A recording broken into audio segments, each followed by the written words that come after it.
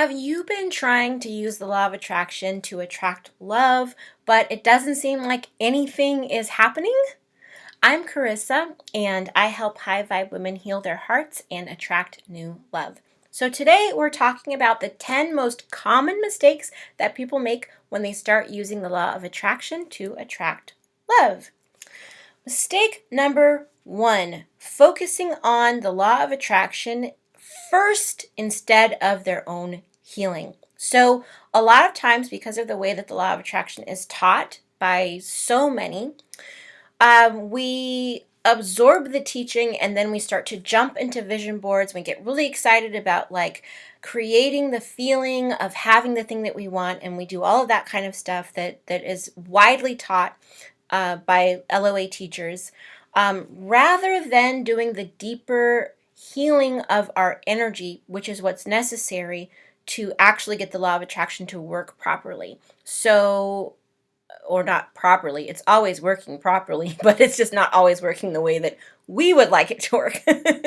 So, really, the focus needs to be on releasing past attachments in energy, like exes, or it could be like family members that have hurt us, things like that, and healing our limiting beliefs.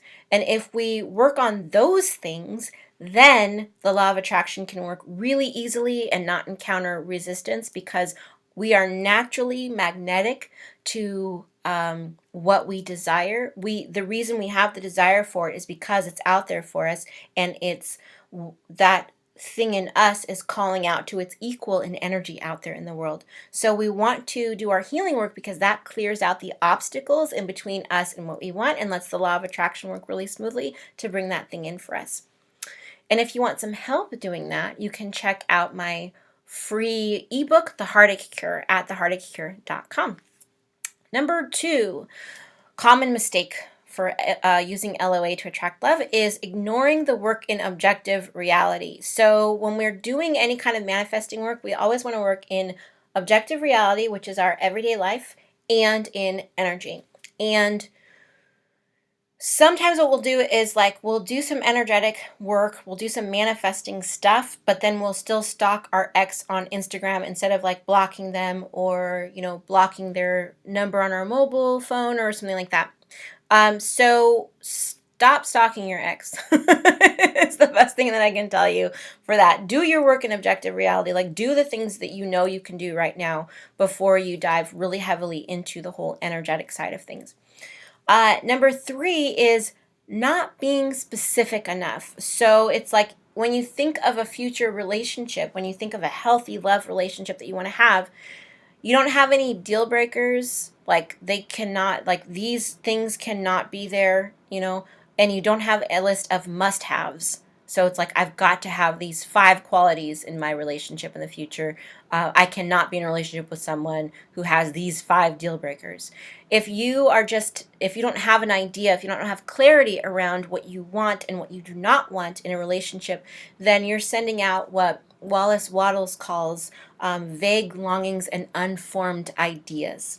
And that's the equivalent of texting someone the alphabet from A to Z and then hoping that they will figure out what your message is inside of that.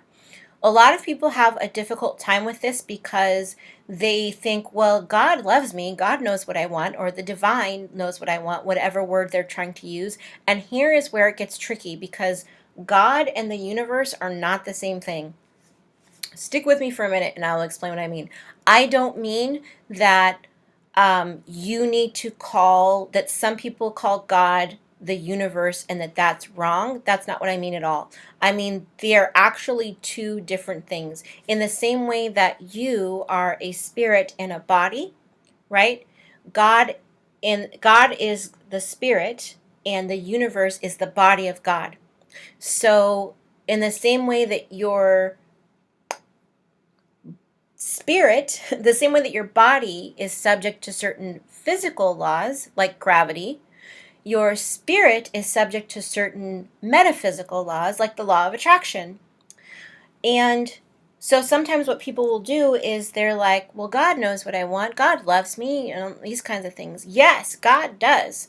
But these laws, the universe is made of laws, and the laws were created for you to use to be a co-creator.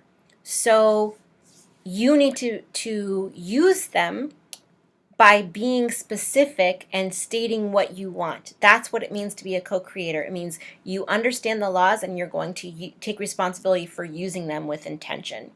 So you can't just send out vague longings. You have to actually be very clear about what you want. And that's why love lists are so powerful. So check out my love list videos and you'll see what I mean. So number 4 is being too specific. So number 3 was not being specific enough. Number 4 is being too specific. So what does that mean? That means choosing one person as the only source of love that you believe can satisfy you.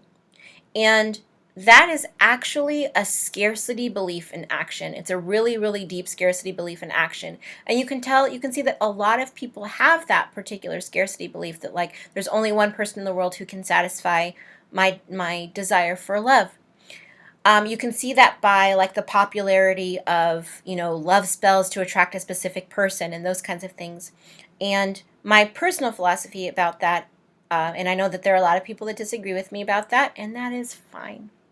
But my personal philosophy about that is that if you wouldn't try to overwhelm someone's free will physically, then it's just as wrong to try to overwhelm someone's free will energetically. And if you wouldn't want someone else to do it to you, then why are you incurring that karmic debt by trying to do that to someone else? What's healthier and more satisfying is usually to look at the qualities that you love so much about that other person and create a love list so that you can attract someone who is like that into your life, but someone who's choosing you out of their own free will and who you're not trying to dominate in energy. Because if you're going into a situation that's supposed to be a loving situation, thinking how you're going into it with the intention of dominating the other person, overcoming their free will, it's really hard for something like that to thrive, and you incur this karmic debt that's not a cool thing. So that is being too specific, is like not dealing with the scarcity belief and instead just trying to overpower a specific person energetically and have them come into your life. All right. Number 5 is not giving it enough time. So the thing about manifesting, especially if you're using something like affirmations, like particular specific affirmations over and over again to bring in love, is it can usually take upwards of 30 days of repetition for an affirmation for it to sink down into your subconscious so that it can get into your spirit deeply enough to actually activate the law of attraction and begin to work for you. Affirmations happen at the level of your conscious mind, and for something to work down from your conscious mind into your subconscious mind, where 80 to 90% of your manifesting power is, it usually can take upwards of 30 days. It can take a while, a lot of repetition, and most people usually give up before then. So that can be a problem. We usually don't give it enough time to actually see the change. One of the things that you can do that's helpful for this is, instead of just doing your affirmations, you can also record your affirmations in a voice memo so that you can listen to them even while you're doing other things. You can record them into a voice memo, turn that voice memo into a playlist like in iTunes, and then you can put it on repeat. So like when you're at work, you can be listening to it. When you're on your drive, you can be listening to it. When you're taking your shower, you can be listening to it. So you can help the repetition move those things down into your subconscious mind where they can begin that powerful process of manifesting for you. Number 6 is waiting to do the things that you love until the person gets here, until you manifest the soulmate. So it can be like, I'm not going to go on a cruise, by myself because I want to wait till the person gets here. Don't wait for the person to get here, because you're denying yourself something that would bring you joy while you're waiting for this other person. Go on the cruise now and then go on it again when the person gets here. Don't wait to improve your living situation until this other person comes into your life. Improve it now. Buy the condo now. Buy the new house now. Move into a fuller, richer life just because you deserve it, and it would be a beautiful thing to live. So that's one of the mistakes that people make sometimes, is withholding pleasure and joy and experiences from themselves because their soulmate's not here yet. That's the wrong message to send to the universe. The message you want to send to the universe is, I know that I deserve all good things, and I'm going to experience them now. And while you're experiencing them, you can think about and send out the message of how beautiful and how wonderful it would feel to have the other person in your life the next time you experience that thing. Number 7, this is a really big one and a very common one. A very common mistake when people are using the law of attraction to manifest love is thinking that we need to be positive 100% of the time. Not only is that impossible because we are human beings, it is also actually totally unnecessary. And the thing about it is, we don't have to be 100% positive to manifest love. We just kind of have to tip the scales into like 51% positive into being positive most of the time. So when you understand it that way, it makes sense that it's really more important to be able to pull yourself out of a negative spiral than it is to never go into one. Because what's more likely?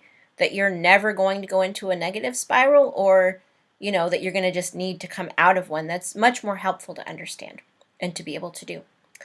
Number 8 is sending mixed messages to the universe. That is a hugely common mistake, not only for manifesting love, but for manifesting anything, is sending mixed messages to the universe. The way that I see that play out often in terms of women manifesting love, like what happens often with my clients, is that they will begin this journey of manifesting their soulmate, and they'll be like, I'm going to do this. It's time. I'm ready. I've had my heart broken for the last time.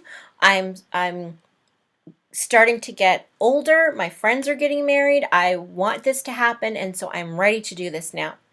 And anytime you speak a specific intention to the universe that you want to manifest, you are activating a program that will immediately begin to run in the universal energy that is called confirm the request. And what happens next is that you are tested. So an ex will come out of nowhere, stuff will happen from your past. What will happen is you will be offered the chance to make your same mistakes from the past again and settle for less than what you can really have. And if you take that offer, you will end up back in the same place. But if you pass the test and you turn down that offer, you will move on to manifest in a bigger way. And a lot of times the reason that people take the offer and move backwards is because it can be scary to walk the walk. It can be scary and it can seem lonely. You can say, well, at least if I got back with my ex, I would have someone to hold me. I would have someone to go to things with. I would have somebody to have sex with. I would have affection. We say these different things because we know it's going to be uncomfortable in the meantime. But the temporary discomfort of not going backwards is such a worthwhile price to pay, because anytime you step forward in faith, the universe steps forward to meet you. So that's a big mistake sometimes, is sending this mixed message out to the universe where you say, I want this thing, but then you choose to go backwards. That's a mixed message, and it will keep you stuck and keep you in the same place. Number 9 is sharing your plans with people who don't support them. A lot of times we will get really excited about the changes we're seeing in our love lives, And so we'll start to talk to other people in our life about what we're seeing, about the changes that we're seeing. But the thing about that, love, is that misery loves company, and people will tell you that you can't have what you want, and they'll say that it's to protect you. But really, it's because they can't dream as big as you, and they don't want to see you surpass them. And that's usually very, like, on a subconscious level. They might not even realize that that's why they're doing it. But sometimes when you ascend, you remind other people that they're playing small and that they're settling, and they don't like that. So be very careful who you share your dreams with. Be very careful who you share not only your goals for what you're manifesting in your love life, but also your goals for any moves you're making, career-wise or financially or health-wise. Make sure that you're careful who you share that information with as well. And look to the people who are there for you, who always want to support you, who always have a positive thing to say to you, who always pull you up and have deep respect for you and for your ability to ascend. Number 10 mistake that people make when manifesting love with the law of attraction is waiting for the perfect time or conditions. So this is like the as soon as problem. This is like as soon as I lose weight, as soon as I launch my business, as soon as my kids are raised. It's like the thing about it, love, is as soon as does not come, so do it now. Bonus tips. How about 3 bonus tips? Number 1 bonus tip. Bonus tip number 1 is not noticing signs of land. What are signs of land? Signs of land are these little things that the universe sends to you to show you that you're on the right path. So it's not the full manifestation, but it gives you the flavor, some of the flavor of the manifestation. So here's an example of what I mean. If you are trying to manifest love, and let's say you really want to attract your right partner, but you haven't been on a date in like 4 years. No one's asked you out. You haven't even been thinking about that. It's just nothing's been going on. Love life, dormant, 4 years. Okay, so then you make this statement, I'm going to manifest love. I'm ready for my soulmate. I am ready. I am getting back out there. I'm going to do this. I don't want to be alone anymore. I want this person to come into my life now, and I want to experience the richness and fullness of having a happy, healthy, satisfying love life and relationship. So when you say that, you will see changes begin to happen.